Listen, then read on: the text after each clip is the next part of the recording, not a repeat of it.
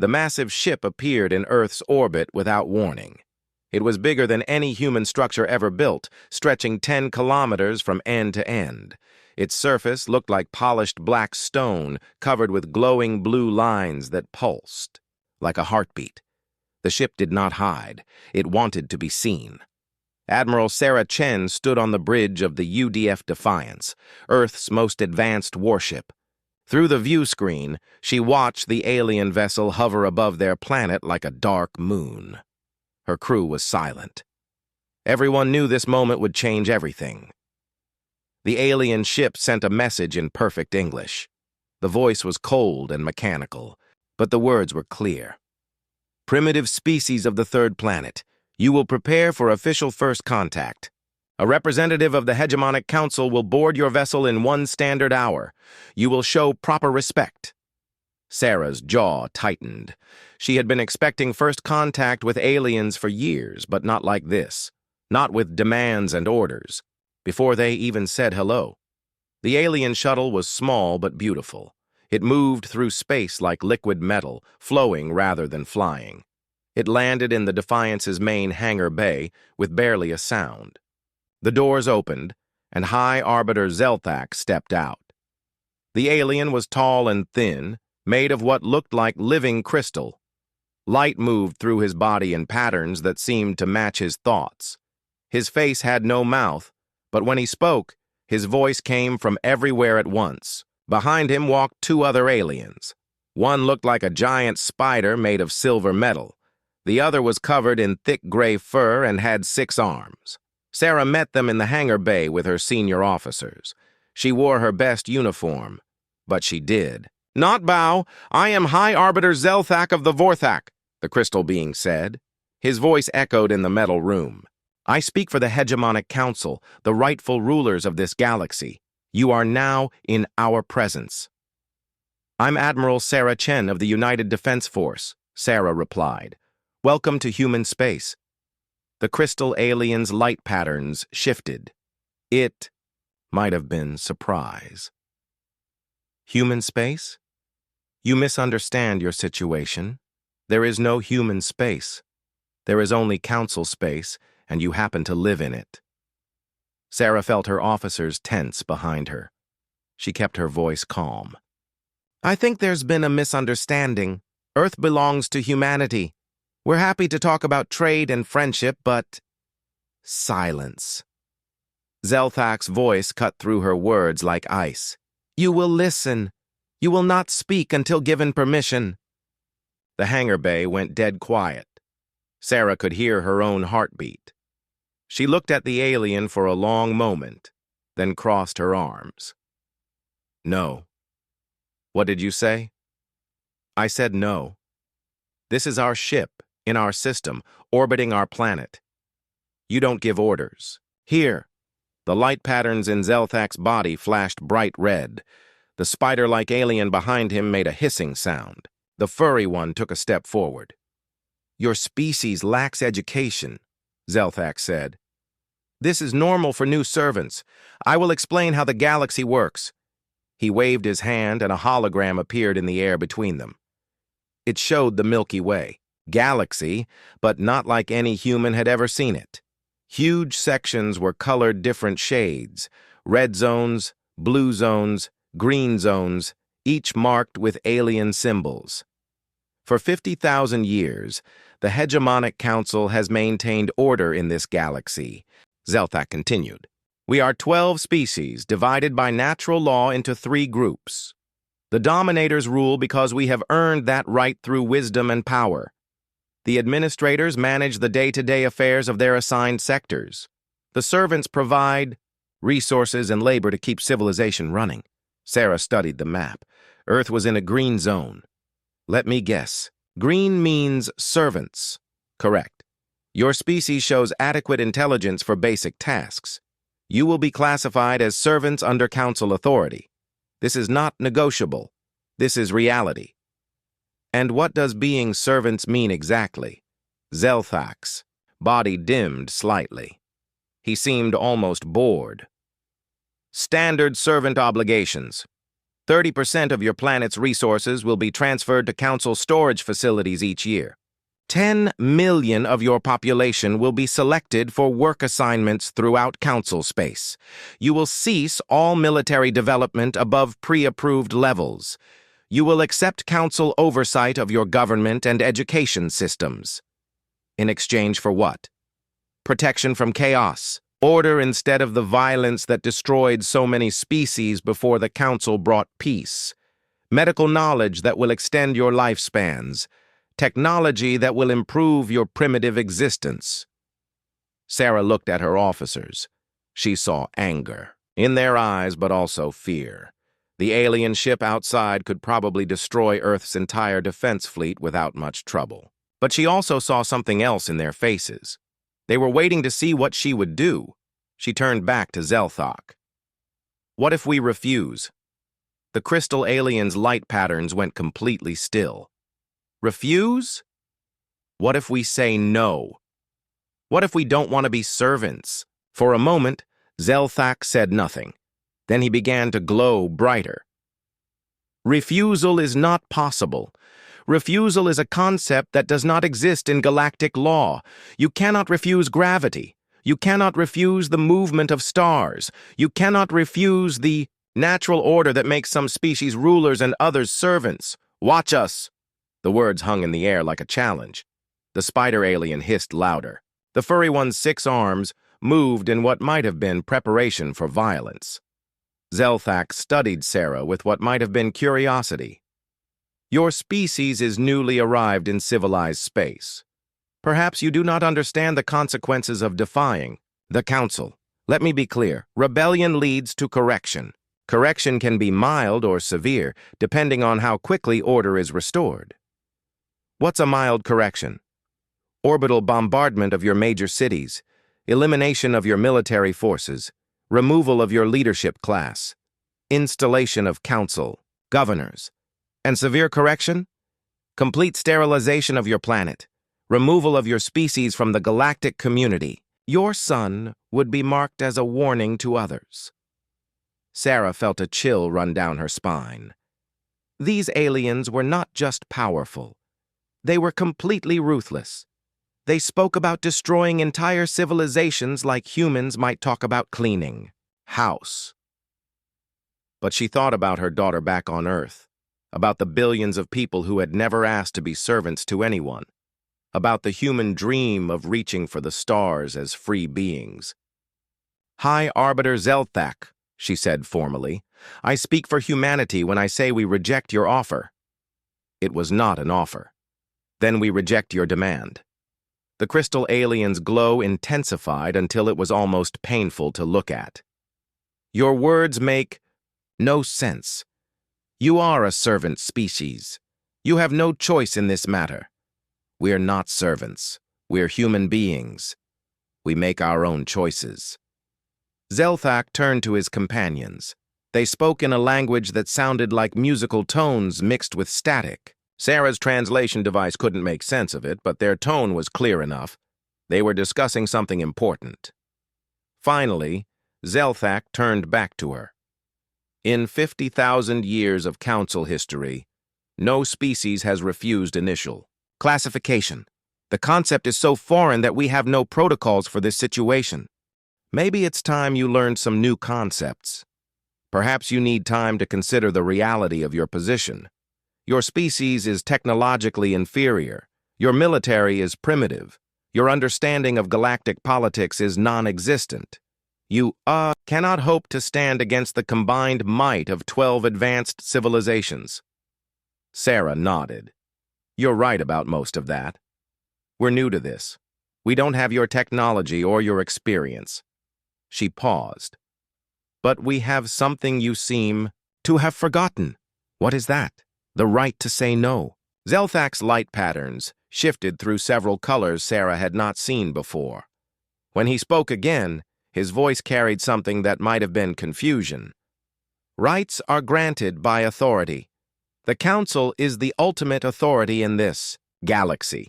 Therefore, you have only the rights we choose to give you. That's where you're wrong. Some rights don't come from authority. They come from being alive and thinking and choosing for yourself. Nobody gave us the right to be free. We were born with it." The alien delegation exchanged more musical tones. Sarah could tell they were having trouble understanding her position. In their experience, power meant the right to rule. The idea that weaker beings could simply refuse to obey was outside their understanding. "Admiral Chen," Zelthak said finally, "I will give your species one standard day to reconsider. Perhaps consultation with your government will bring wisdom. Your military cannot provide. The answer will be the same. We shall see. Be aware that if you maintain this position, the consequences will be severe. The Council does not tolerate disruption of the natural order. We will restore balance no matter the cost. We'll be ready." Zelthak's light dimmed to almost nothing. "No, you will not." The alien delegation returned to their shuttle without another word. Sarah watched them leave, then looked out at the massive ship in orbit above Earth. She knew she had just declared war on an enemy that could destroy her entire species without much effort. But she also knew that some things were worth fighting for, even if you couldn't win. Her communications officer looked up from his station. "Admiral, we're receiving transmissions from around the globe. Every government, every military leader, every news organization wants to know what happened here." Sarah thought for a moment. "Tell them the truth. Tell them aliens came to make us slaves and we said no. Tell them we're probably going to war, and we're probably going to lose." She paused. "But also tell them we're going to fight anyway, because that's what humans do." As the alien ship prepared to leave Earth's orbit, Sarah wondered if she had just made the biggest mistake in human history. But looking at her crew's faces, seeing the pride mixed with fear, she knew she had made the only choice she could live with. The galaxy was about to learn something new about humanity. They were about to discover that some species would rather die free than live as servants. The war was coming. 3 days after the alien ultimatum expired, the Council fleet arrived at Earth. Admiral Corthan of the hegemonic Navy expected this to be a simple operation. His task force consisted of 12 heavy cruisers and 48 support vessels, more than enough to handle a primitive species that had barely learned to travel between planets. The human fleet that met them was laughably small, 8 warships and perhaps 20 smaller vessels. Corthan had destroyed entire civilizations. With less effort than this would require, "Open communications with the human vessels," he ordered. "Offer them one final chance to surrender." The reply came from Admiral Chen aboard the human flagship. "This is Admiral Sarah Chen of the United Defense Force. You have entered human space without permission. Leave now, or face the consequences." Corthan almost laughed. Almost. There was something in the human's voice that stopped him. She sounded completely serious, as if she actually believed her tiny fleet could pose a threat to him. "Admiral Chen, I am Admiral Corthan of the Hegemonic Council Navy. Your resistance is meaningless. Surrender now and your species will receive mild correction only. Continue this foolishness and face complete destruction." "Admiral Corthan, I have a message for your council. We don't ask permission to defend our home. Come and take it if you can." The communication ended. Corthan stared at the screen for a moment. In 300 years of military service, no enemy had ever spoken to him with such casual defiance. Most species begged for mercy before the shooting even started. "Sir," his tactical officer was waiting for orders. "Begin the attack. Target their military vessels first. Avoid major population centers for now. The Council wants some humans left alive for questioning." The Council fleet moved forward in perfect formation, their weapons charged with the humming sound of advanced energy systems. This would be over in minutes. The human ships did not retreat. They did not try to form defensive positions. Instead, they did something that made no tactical sense at all. They attacked. The lead human vessel, a ship called the Defiance, fired its primitive missiles at Corthan's flagship while simultaneously ramming one of his cruisers. The impact destroyed both ships.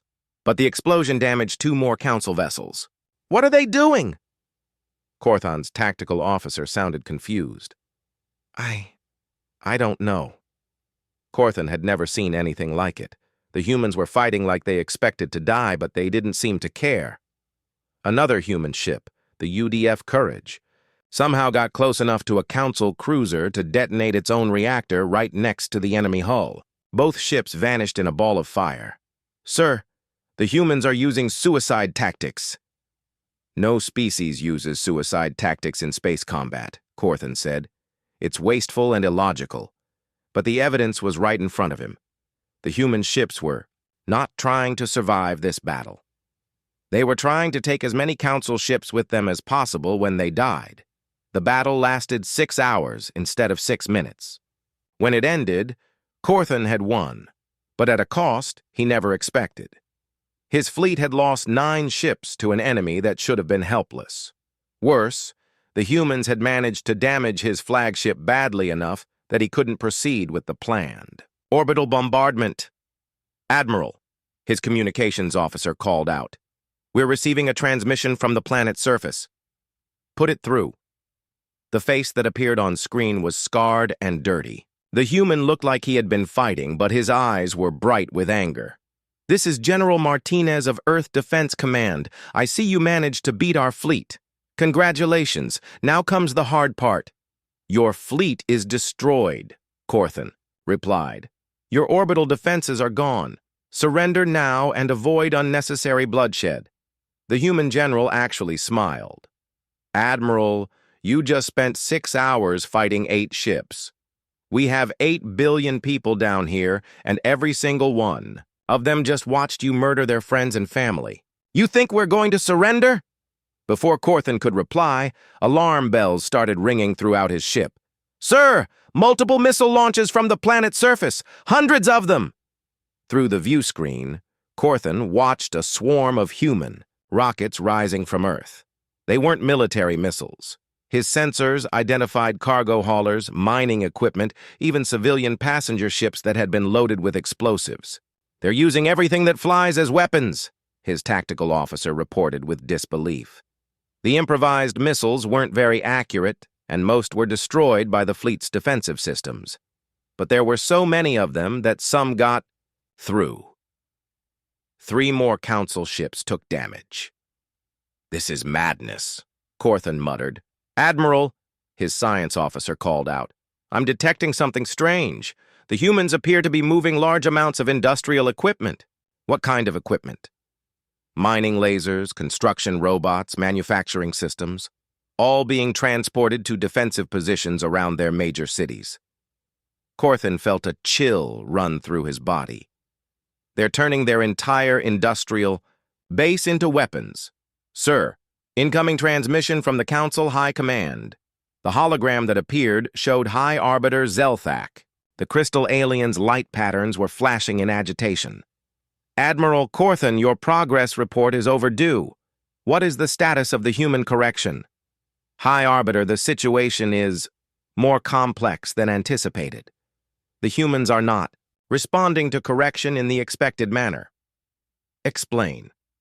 Corthon tried to find the right words.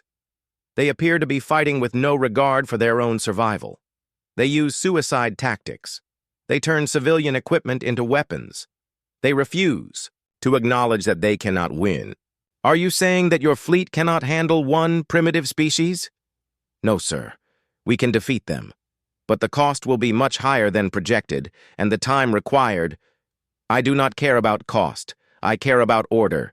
The humans defied the Council. They must be corrected completely, or other servant species will think rebellion is possible." The transmission ended. Corthon looked around his bridge at his crew. They were all experienced officers who had fought in dozens of campaigns. But he could see uncertainty in their eyes. "Sir," his tactical officer said quietly, "the humans are broadcasting something on all frequencies. Let me hear it." A human voice filled the bridge, speaking in multiple languages. The translation came through clearly. "This is Earth calling all ships, all stations, all worlds within the sound of our voice. We are under attack by an alien force that demands our surrender. They want to make us slaves. They want to take our children, our resources, our freedom. We say no. We will fight them with everything we have. We will never surrender. We will never kneel. If we die today, we die as free humans. Earth stands. The message repeated in dozens of languages. Corthan realized it wasn't just meant for humans. It was meant for any species that might be listening. Sir, we're receiving reports from other sectors. Some servant species are asking questions about the human situation. What kind of questions? Why the humans are allowed to fight? Why they refuse to accept council authority? Some are asking if they could do the same thing. Corthan felt something he hadn't experienced in centuries of military service. Doubt, not about his ability to defeat the humans, but about what would happen after he did. Admiral! The emergency call came from his sensor operator. Large human force approaching from the asteroid belt. On the screen, Corthan watched 50 human ships emerge from behind a large asteroid. They weren't warships. They were mining vessels, cargo haulers, and construction ships, but every one of them had been loaded with weapons and armor. How did they hide an entire fleet out there? They weren't a fleet when we arrived, sir. Our intelligence shows they've been converting civilian ships into combat vessels for the past 3 days. They're using asteroid mining equipment as ship weapons. The human fleet attacked with the same suicidal intensity as the first one, but this time they used tactics that made Corthan's military training useless. They hid behind asteroids and used the rocks as shields. They fired mining lasers that his shields weren't designed to stop. They released clouds of metal debris that confused his sensors. Most disturbing of all, they coordinated their attacks using civilian communication networks that his forces couldn't jam. Every human ship seemed to know what every other human ship was doing. When the second battle ended, Corthan had lost 7 more ships. His fleet was still superior to anything the humans could field, but he was starting to understand a terrible truth. The humans weren't fighting to win. They were fighting to make the cost of victory too high to bear. Sir, his communications officer reported. Message from the planet's surface. General Martinez appeared on screen again. This time he was standing in what looked like a weapons factory. Behind him, Corthan could see humans of all ages working to produce military equipment. Admiral Corthan, I hope you're paying attention. That was day 1. Every day you stay in our system, we get stronger. Every day you wait, we build more weapons, convert more ships, and train more fighters. You can win this war, but every day will cost you more ships, more time, and more dead soldiers. Your resistance is pointless, Corthan replied. We will simply continue until you are completely destroyed. Maybe. But how many ships are you willing to lose? How much time are you willing to spend? And more importantly, how many other species are watching right now, learning that the mighty council can be made to bleed? The transmission ended, but Martinez's words echoed in Corthan's mind. How many species were watching indeed? His communications. Officer looked up from his station. Sir, we're receiving intelligence reports from across council space. Servant species in 17 sectors are asking their governors about the human situation. Some are requesting permission to refuse work assignments. Requesting permission to refuse? Yes, sir. They want to know if they can say no like the humans did. Corthan realized that Admiral Chen had been right 3 days ago. This wasn't just about Earth anymore. The humans had done something worse than rebel. They had given other species an idea. Dr. Elena Vasquez never thought she would see the inside of an alien prison. The holding cell on the council ship was clean and well lit, but the walls were made of something that felt cold even when she wasn't touching it.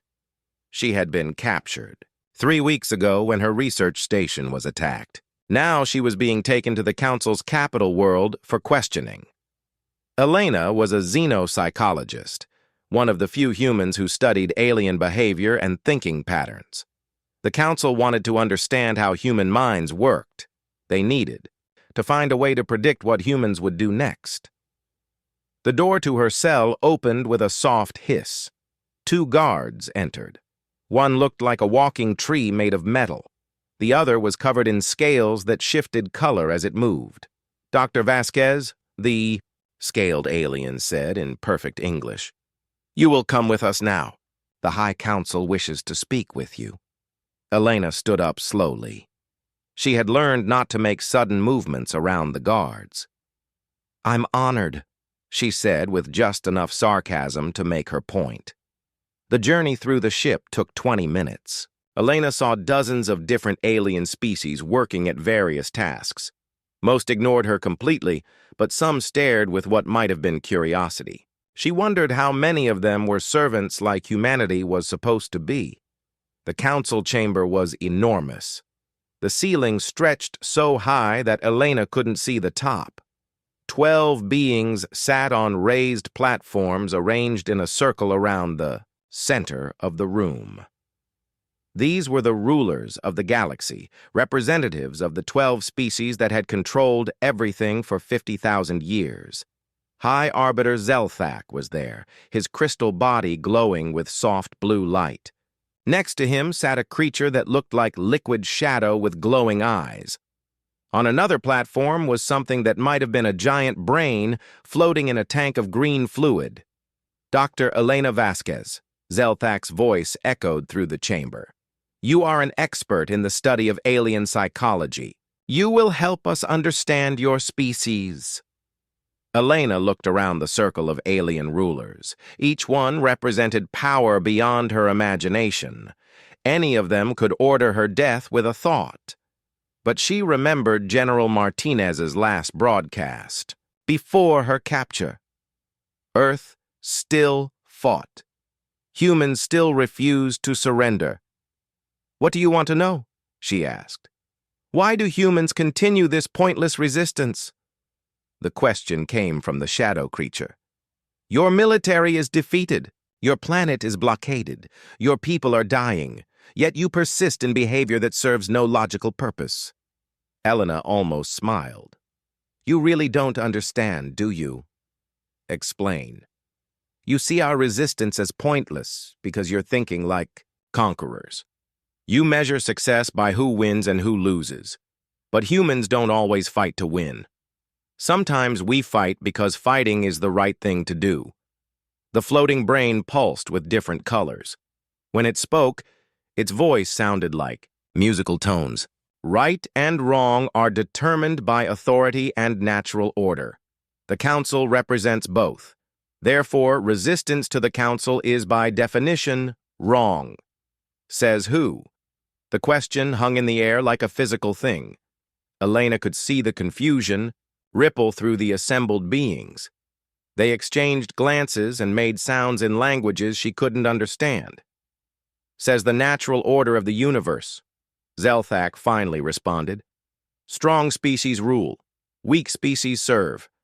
This has been true for millions of years, maybe for you, but humans have a different idea about natural order." "Which is?" Elena took a deep breath. She knew her next words would either enlighten these beings or get her killed. Possibly both.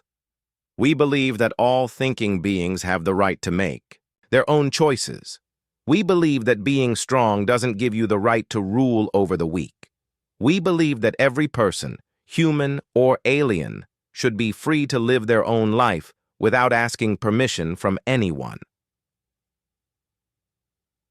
The silence that followed was absolute. Elena could hear her own heartbeat in the vast chamber. "These beliefs," said a new voice from behind her. Elena turned to see another council member, this one looking like a collection of floating geometric shapes. "These beliefs are dangerous to galactic stability." "Why? Because they threaten your power? Because they ignore reality. Without hierarchy, without order imposed by superior beings, there is only chaos and violence. We have brought peace to this galaxy." "You've brought control. That's not the same thing as peace." Elena saw something flicker in Zelthak's light patterns. It might have been anger or fear or something else entirely. Dr. Vasquez, your species has existed for barely a moment in galactic terms. You have no understanding of the forces that would be unleashed if the natural order was disrupted. Maybe not. But I know what happens when someone tells a human they can't be free. We fight. Sometimes we win. Sometimes we lose. But we always fight. Even when fighting means death. Especially then. The council members spoke among themselves in their various languages. Elena caught fragments through her translator, but most of it was too complex or too alien to understand. She did hear one phrase repeated several times in different voices. Contamination spread. Finally, Zelthak turned back to her. Dr. Vasquez, you will help us develop psychological weapons to use against your species. You will provide information about human weaknesses, fears, and behavioral patterns. No, this is not a request. I know. It's still no. The shadow creature leaned forward on its platform. Perhaps you do not understand the consequences of refusal. We can cause you significant pain. We can destroy your home planet while you watch. We can eliminate every human in the galaxy except you, leaving you alone with the knowledge that your stubbornness caused their deaths. Elena felt cold terror run through her body. These beings had the power to do exactly what they threatened. But she also thought about her daughter back on Earth.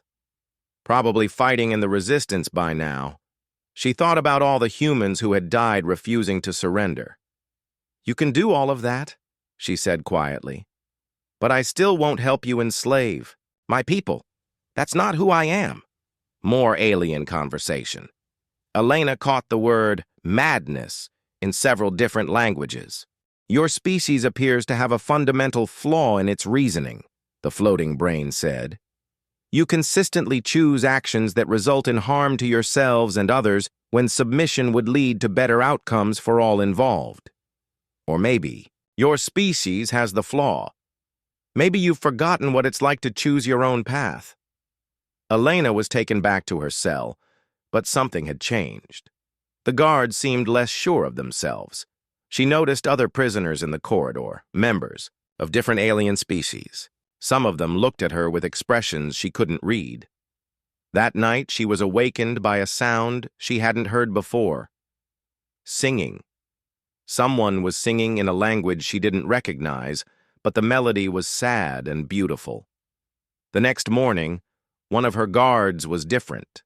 This one looked like a large insect with silver wings. When it brought her food, it spoke quietly. Dr. Vasquez, I am Clixtar of the Rakari. I have a question. Elena looked around carefully. The other guard was nowhere to be seen. What kind of question? Is it true that humans believe all thinking beings should be free? Yes.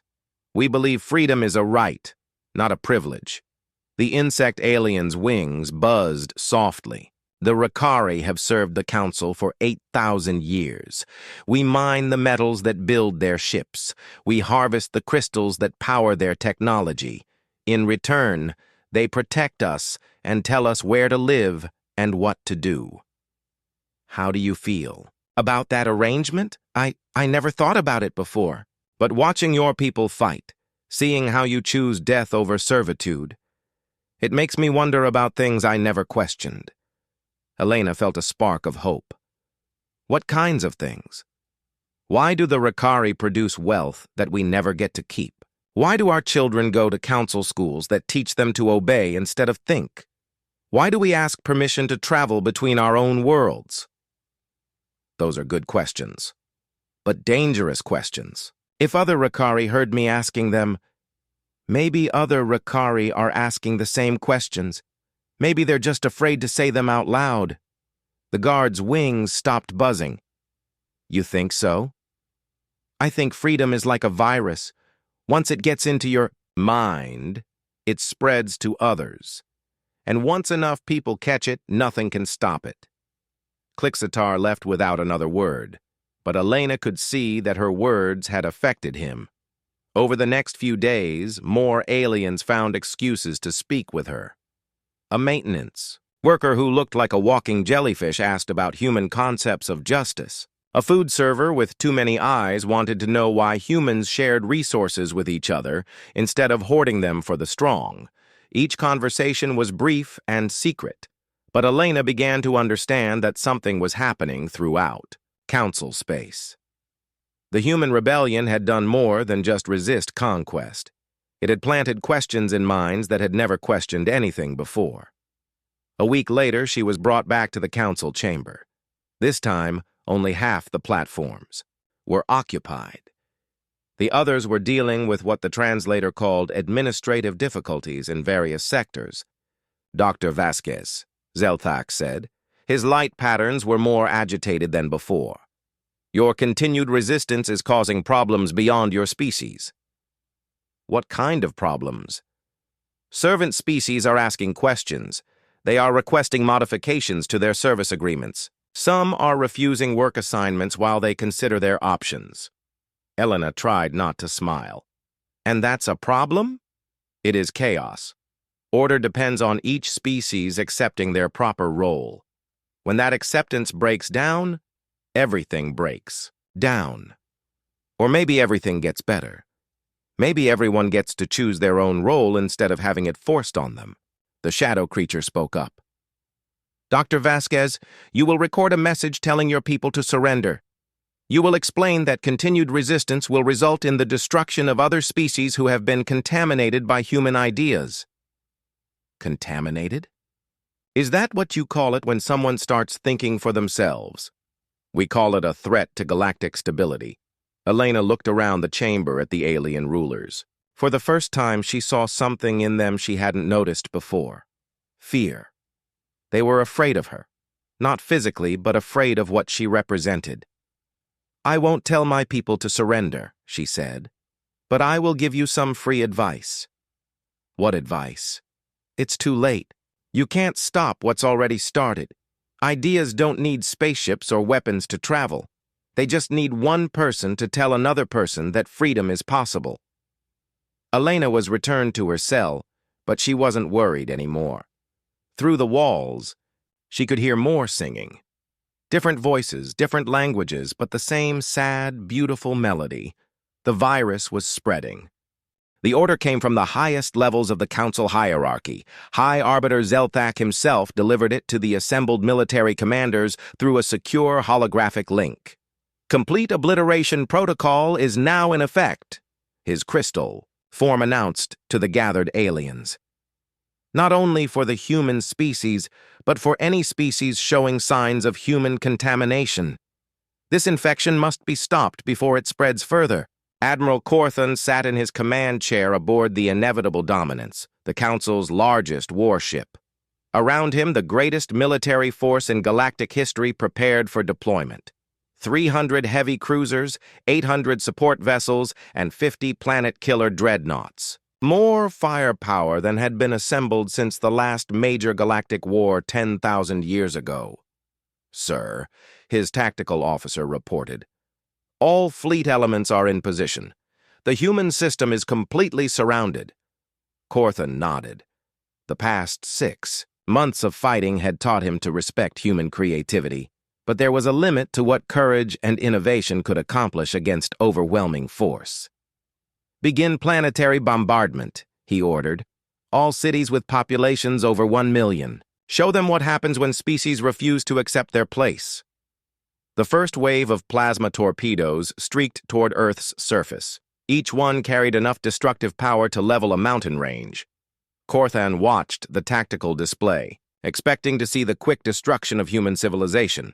Instead, he saw something impossible. Sir, his sensor operator's voice cracked with disbelief. The torpedoes are being intercepted. On the screen, Corthon watched human ships throwing themselves into the path of his weapons. Not just military vessels, but civilian transports, cargo haulers, even small personal craft. Each ship vaporized instantly upon impact. But the explosions destroyed the torpedoes before they could reach the planet. How many ships do they have? Corthon demanded. Unknown, sir. They keep launching new ones from hidden facilities. Our intelligence indicates they've converted their entire industrial base to ship production. More torpedoes fired. More human ships died stopping them. But for every torpedo that was intercepted, Earth remained intact. Sir, incoming transmission from the planet's surface. The face that appeared on screen belonged to a young human woman. She wore a military uniform, but her rank insignia were unfamiliar. Behind her, Corthan could see what looked like a massive underground facility filled with people working at computer terminals. Admiral Corthan, this is Commander Lisa Chen. I'm Admiral Sarah Chen's daughter. I have a message for you. Corthan felt a chill. Admiral Chen had died 3 months ago when her ship rammed one of his cruisers. What message? My mother told me that if she didn't survive to see the end of this war, I should make sure you understood something important. You're not fighting just Earth anymore. You're fighting an idea that has spread to 47 different star systems. What are you talking about? Lisa Chen smiled, and in that expression, Corthan saw the same stubborn defiance he had learned to hate in her mother. Check your intelligence reports, Admiral. Really check them. Corthan gestured to his communications officer, who quickly brought up the latest reports from across Council space. What he read made his blood run cold. Servant species were rebelling in 17 different sectors.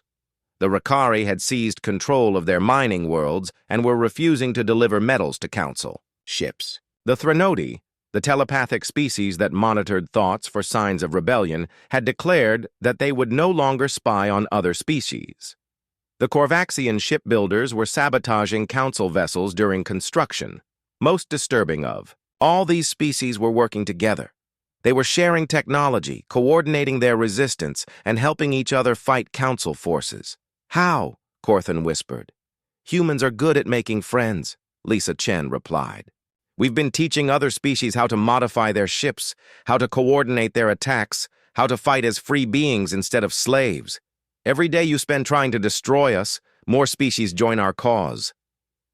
This is impossible. Servant. Species lack the technology and military knowledge to resist effectively. They lack your technology. But we've been sharing ours, and more importantly, we've been sharing something else. What? Hope. The idea that they don't have to live as servants forever.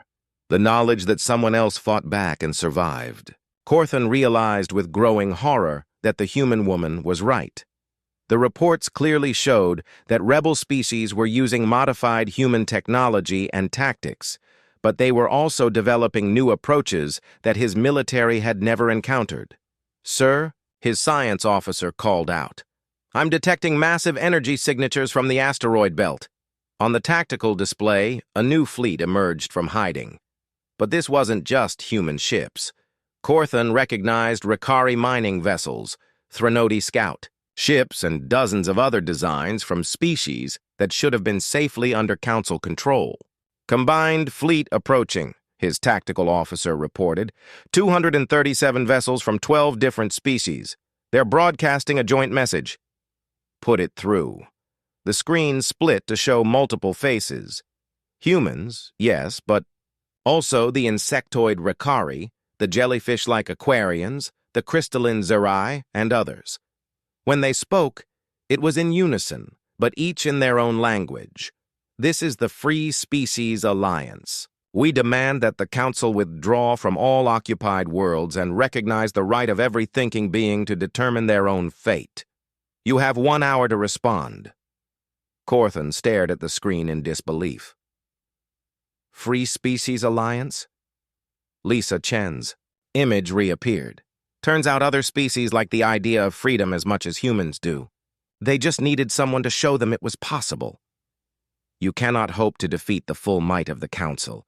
We have more ships, better weapons, superior technology. Maybe. But we have something you don't. What? We're fighting for our homes, our families, and our right to exist as free beings. Your soldiers are fighting because they were ordered to. Which do you think makes better warriors? The battle that followed was unlike anything in Corthan's military experience. The Alliance fleet didn't fight in formation or follow standard tactics. Instead, Each species used its own strengths in coordination with the others. Ricari ships, built for mining, punched through Council armor with industrial cutting tools. Threnody vessels used their telepathic abilities to coordinate attacks with perfect timing. Aquarian ships, designed for underwater exploration, moved through space in patterns that confused Council targeting systems. Most effective of all were the humans. They seemed to be everywhere at once, adapting their tactics constantly, turning every piece of debris into a weapon and somehow making the impossible look routine. "Sir!" his tactical officer shouted over, the sound of alarms. "They're using our own weapons against us."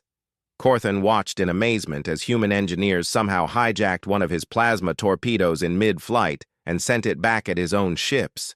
The explosion destroyed 2 Council cruisers. "How did they do that?" "Unknown, sir. The humans appear to have developed some kind of adaptive technology that learns from our weapons and finds ways to counter them." Captain Marcus Torres of the human ship Indomitable appeared on Corthan's screen. His ship was badly damaged, but still fighting. "Admiral Corthan, this is Captain Torres. I wanted to thank you." "Thank me for what?" "For teaching us how to fight a real war. 6 months ago, we were just angry humans with primitive weapons. Now we're part of something bigger, an alliance of free species that's going to change the galaxy forever. You cannot win this battle. Even if you destroy my fleet, the Council has hundreds more." "You're right. We probably can't win by destroying all your ships, so we're not going to try." "What do you mean?" Torres smiled. "We're going to win by making it impossible for you to keep fighting. Every battle costs you ships and soldiers. Every day we resist, more species join our cause. Every victory we achieve, no matter how small, proves that the Council can be beaten." Corthan realized the terrible truth in Torres's words. This wasn't a war that could be won through superior firepower. The humans and their allies weren't trying to conquer Council space. They were trying to make the cost of maintaining the old order too high to bear. "Sir," his communications officer reported, "we're receiving reports from fleet commanders across the galaxy. Servant species are rebelling in 43 sectors now. They're using tactics identical to what we're seeing here. The virus is spreading," Corthan muttered. "What was that, sir?" "Nothing." Corthan looked at the tactical display showing his fleet being slowly torn apart by enemies who should have been helpless. "Send a message to High Command. Tell them the complete obliteration protocol has failed. The rebellion is spreading faster than we can contain it." "What are your orders, sir?" Corthan thought about his long military career, his service to the Council, his belief in the natural order of strong ruling weak. Then he thought about the young human woman who spoke of hope, and the alliance of species fighting for their freedom. "Tactical retreat," he said quietly. "All ships withdraw to minimum safe distance." "Sir?" "You heard me. Fall back." As his battered fleet withdrew from Earth orbit, Corthan wondered if he had just witnessed the beginning of the end of the Council's 50,000-year reign. The humans had done something that should have been impossible. They had taught the galaxy how to say no. The final battle took place at Nexus Prime, the ancient capital world of the hegemonic Council. The planet was a monument to 50,000 years of absolute power, its surface covered with gleaming towers that reached into the clouds. At the center of the largest city stood the Great Assembly, where the Council had made decisions for the entire galaxy, since before most species had learned to use fire. Admiral Lisa Chen stood on the bridge of the FSA Unity, looking at the massive, defensive fleet that protected the Council's seat of power. 1,500 warships arranged in perfect formation around the planet. The most advanced military technology in the galaxy, crewed by soldiers who had never known defeat. Facing them was the Free Species Alliance fleet, 412 ships from 63 different species. Many were converted civilian vessels held together with improvised repairs and desperate hope. By every military calculation, they should have been destroyed in minutes. But military calculations didn't account for what the Alliance had become. "Admiral," her communications officer called out, We're receiving acknowledgments from all fleet elements. The combined fleet is ready. Lisa nodded, looking at the tactical display that showed ships from dozens of worlds. Rakari mining vessels flew alongside Threnody scout ships. Human destroyers moved in formation with Aquarian research vessels that had been converted into carriers. Zerai crystalline ships provided long-range communication links that allowed perfect coordination across the entire fleet. Open a channel. To all ships, Lisa ordered. The main screen lit up with dozens of faces representing the Alliance. Captain Torres, now commanding the rebuilt Indomitable. Commander Clickstar of the Rakari Liberation Fleet. Admiral Velnara of the Threnody Peace Corps. Representatives from species that had been servants for thousands of years, now fighting as equals for their freedom. Friends, Lisa began, using the universal translator to reach every species simultaneously. Today we end 50,000 years of oppression, not through conquest, but through the simple act of proving that free beings can stand together as equals. A chorus of voices responded in dozens of languages, but the meaning was the same. Agreement, determination, hope. All ships, Lisa continued, begin final approach. Remember, we're not here to destroy the Council. We're here to offer them the same choice they once offered us. Join us as equals, or step aside and let the galaxy choose its own path. The Alliance fleet moved forward. Unlike the rigid formations favored by Council forces, they flew in a pattern that looked almost organic. Ships supporting each other, covering weaknesses, sharing strengths. It was beautiful and terrifying at the same time. The Council fleet responded exactly as Lisa expected. They opened fire with everything they had, but the Alliance was ready. Months of fighting had taught them how to work together in ways the Council couldn't understand. Rakari ships used their mining shields to protect smaller vessels. Threnody telepaths coordinated defensive maneuvers with perfect timing. Human ships adapted and improvised, turning every disadvantage into an opportunity. The battle raged for 18 hours. Ships died on both sides, but slowly, inevitably, the Alliance began to break through the Council's defenses. Finally, a gap opened in the defensive line. Lisa's ship and a small squadron of Alliance vessels punched through toward the planet's surface. Admiral, her tactical officer reported, Council ground defenses are targeting our landing zone. Ignore them, Lisa replied. We're not here to fight anymore. We're here to talk. The Unity landed in the Great Assembly's main plaza, followed by ships carrying representatives from every Alliance species. As they disembarked, Lisa could see Council security forces surrounding them. But she also saw something else. Crowds of alien civilians watching from the sides of the plaza. Members of servant species who lived and worked on the Council's capital world. The Great Assembly doors opened, and High Arbiter Zelthak emerged. His crystal body was dim, its light patterns erratic. Behind him came the surviving members of the Council, 11 beings who had ruled the galaxy for longer than human civilization had existed. Admiral Chen, Zelthak said. His voice still carried authority, but Lisa could hear exhaustion in it. You have come to witness our surrender. No, Lisa replied. I've come to offer you a choice. What choice? You have defeated our fleets. Our authority is broken. Servant species across the galaxy have declared independence. What choice remains? Lisa gestured to the Alliance representatives standing with her. The same choice we offer everyone. Join us as equals in building something better than what came before. Zelthak's light patterns flickered with what might have been confusion. You are not here to conquer us? We're not conquerors. We're liberators. There's a difference. What difference? Conquerors take power for themselves. Liberators give power back to everyone. The crystal alien stared at her for a long moment. Around the plaza, the crowds of civilian aliens had grown larger. Lisa could see Rakari, Threnody, Aquarians, and dozens of other species. Many were crying. Some were singing. All were watching history being made. For 50,000 years, Zelthak said slowly, the Council has maintained order through strength and hierarchy. Without that structure, there will be chaos. Maybe, Lisa agreed. But it will be our chaos to figure out together. And I'd rather live in messy freedom than perfect slavery. One of the other council members, the shadow creature, Lisa had heard about from her mother's reports, drifted forward. What guarantees can you offer that the galaxy will not descend into war and violence without council oversight? None, Lisa said honestly. Freedom is messy and dangerous and unpredictable.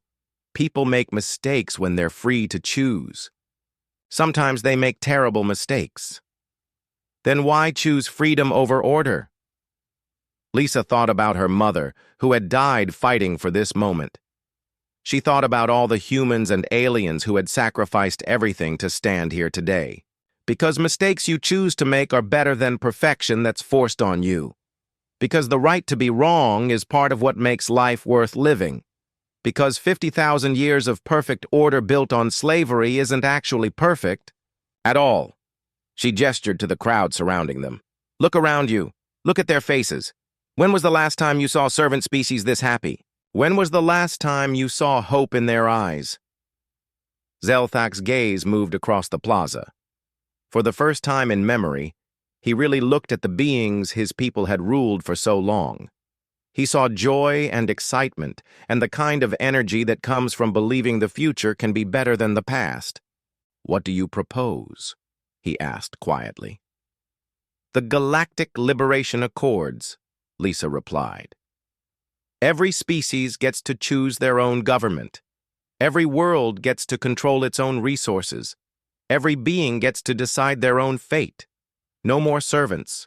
No more masters. Just equals trying to figure out how to live together. And the council species? Join us if you want. Your knowledge and experience could help build something amazing. Or go your own way if you prefer. The choice is yours. Commander Clickstar of the Rakari stepped forward. His insectoid features were hard to read, but his voice carried deep emotion. High Arbiter Zelthak, my people mined crystals for your civilization for 8,000 years. We were grateful for your protection and guidance, but we were also afraid. Afraid to think for ourselves. Afraid to dream of something different. He paused, his wings buzzing softly. The humans taught us that fear of freedom is worse than fear of danger. Today, my children will grow up knowing they can choose their own path. That gift is worth any risk. Other Alliance representatives stepped forward to speak. The Threnodi talked about the joy of using their telepathic abilities to heal instead of spy. The Aquarians described their plans to explore the deep ocean worlds they had always been forbidden to visit. Each species had its own dreams, its own hopes for the future. Finally, Zelthak spoke again. I have lived for 3,000 years. I have seen the rise and fall of civilizations. I have witnessed the chaos that comes when order breaks down. Lisa held her breath. But I have never seen anything like what you have built here. This alliance of equals. This cooperation between species who have nothing in common except the desire to be free. The crystal alien's light patterns shifted to colors Lisa had never seen before. When he spoke again, his voice carried something new. Wonder. Perhaps it is time for something new. Perhaps the galaxy is ready for a different kind of order. One, built on choice instead of force. The cheers that erupted from the crowd were heard across the galaxy. On 1,000 worlds, beings who had never dared to hope for freedom celebrated the birth of a new age. 6 months later, Lisa stood in the same plaza where the war had ended. But now it looked completely different. The formal gardens had been replaced with open spaces where beings from different species could meet and talk. The towering monuments to council power had been converted into schools and hospitals and research centers. Most importantly, children played in the plaza. Human children, Rakari children, Threnodi children, and others. Learning together, growing up together, becoming friends without caring about species or hierarchy or the old divisions that had kept the galaxy apart for so long. Dr. Elena Vasquez, freed from her prison cell, walked up to stand beside Lisa. "Your mother would be proud," she said. "I hope so, but I think she'd also be worried about what comes next." "Why?" Lisa gestured to the bustling plaza, where representatives from hundreds of species were working on the endless details of building a free galaxy. "Because now we have to prove that freedom actually works.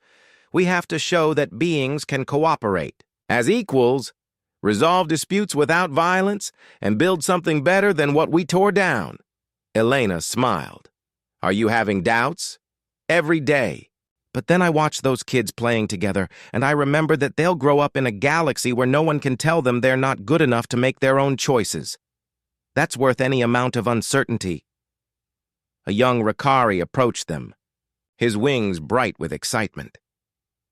"Admiral Chen, we're receiving the first reports from the Outer Rim worlds. 7 more species have requested membership in the Alliance."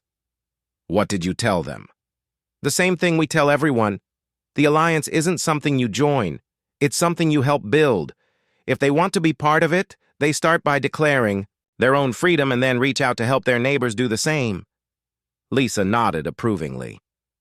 "Perfect answer." As the sun set over Nexus Prime, painting the sky in colors that had never seemed so beautiful, Lisa thought about the long road ahead. There would be challenges, conflicts, and probably some failures along the way. Freedom was messy and complicated, and sometimes painful, but it was theirs to figure out together. And that made all the difference.